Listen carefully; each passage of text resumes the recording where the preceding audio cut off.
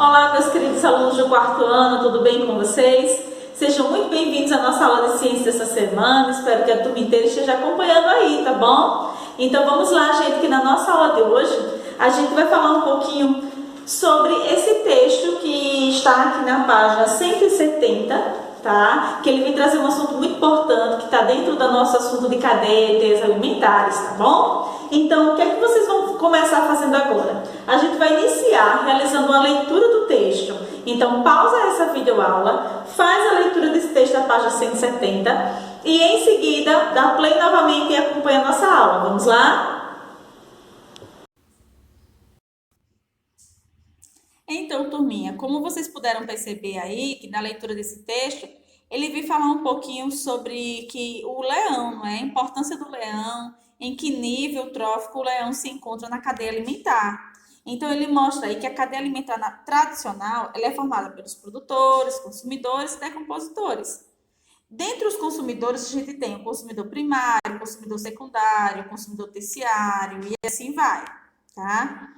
E também ele classifica, né, esse nível trófico, o último nível trófico da cadeia alimentar, são apenas aqueles animais que são chamados de predadores, né? Geralmente eles não são presas, tá? E eles são predadores, que são aqueles consumidores que também são carnívoros, não é? Como o leão aqui. Ele é considerado predador de topo. Por quê? Porque ele fica geralmente no terceiro ou quarto nível da cadeia alimentar e é considerado um predador, tá? Porém, lá mais embaixo do texto, ele diz que existem parasitas, né, que podem influenciar no estado de saúde de um parasitas são esses? Ele vem mostrando aqui em cima, ó, vírus, bactérias, protozoários e fungos. E que, como esses parasitas, eles podem influenciar na saúde desse predador, ele também pode influenciar na sua capacidade de caçar. E assim, influi diretamente na cadeia alimentar, né? Nas teias alimentares, nos níveis tróficos, já que eles são capazes de controlar a relação entre a população de predadores e a de presas em um determinado ecossistema. Então, os predadores, eles se encontram no topo das cadeias alimentares, das teias alimentares, porém, nós não podemos nos esquecer que os parasitas, eles têm grande importância nessas cadeias alimentares, nos níveis tróficos, porque eles são capazes de controlar, não é?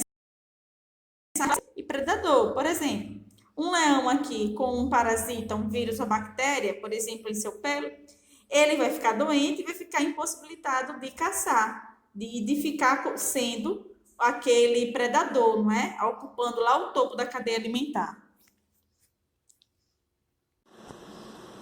Então, gente, após a leitura e debate desse texto, nós vamos fazer juntinhos agora essa atividade da página 171, que na verdade a gente vai adaptar para a nossa realidade, tá? Porque na verdade era para a gente fazer em grupo, com todo mundo, mas a gente vai fazer uma adaptação dessa atividade, tá certo? Ele diz assim, ó, você já estudou que as teias alimentares são cadeias alimentares que se interligam, que se juntam, não é? Agora vamos brincar de colocar esses conceitos em prática. Então, analise as seguintes cadeias alimentares. Então, aqui no quadro a tia copiou essas cadeias alimentares que vocês têm aí. E embaixo ele diz o seguinte, ó, você notou que há espécies que se repetem nas diferentes cadeias? Não é? Diferentes espécies que se repetem. Ó, as algas, eles se repetem, não é? Elas são como elos que unem as cadeias formando uma grande teia. Para compreender bem o conceito, siga as orientações. Então, a primeira parte que ele pede aí é para a gente circular, não é? Circular todos os organismos que se repetem nessas cadeias alimentares. Então, aqui eu tenho 5 cadeias alimentares. Eu tenho as algas e algas também aqui. Eu tenho gafanhoto aqui, os 2 gafanhotos nas 2 cadeias alimentares. Eu tenho também, qual mais vocês podem ver? O ser humano, não é? O ser humano também se repete aqui. Qual mais animal, qual mais organismo se repete? Eu tenho também o gato do mato, que se repete em 2 cadeias alimentares. Tem mais algum, gente? Tem a coruja, não é? A coruja se repete também aqui. E aí vocês vão circulando, tá bom? Todos os organismos que se repetem.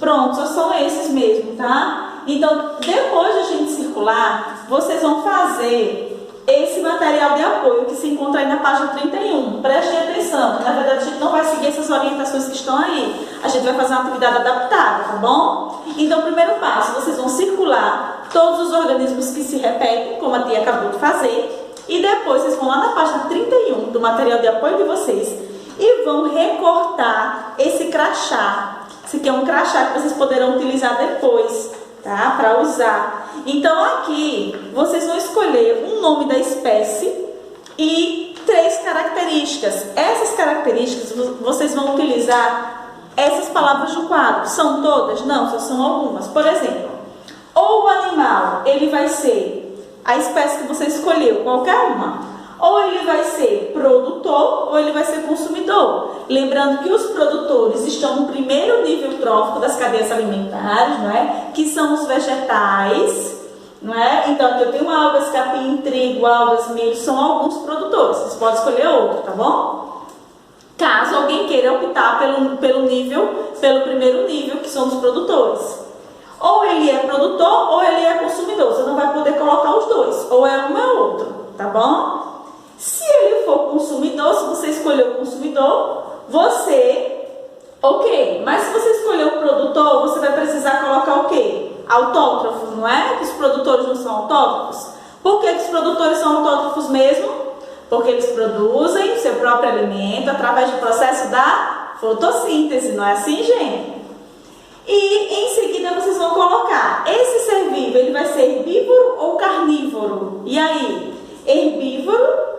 o herbívoro e o carnívoro, vocês vão colocar só se vocês escolherem o consumidor, tá certo?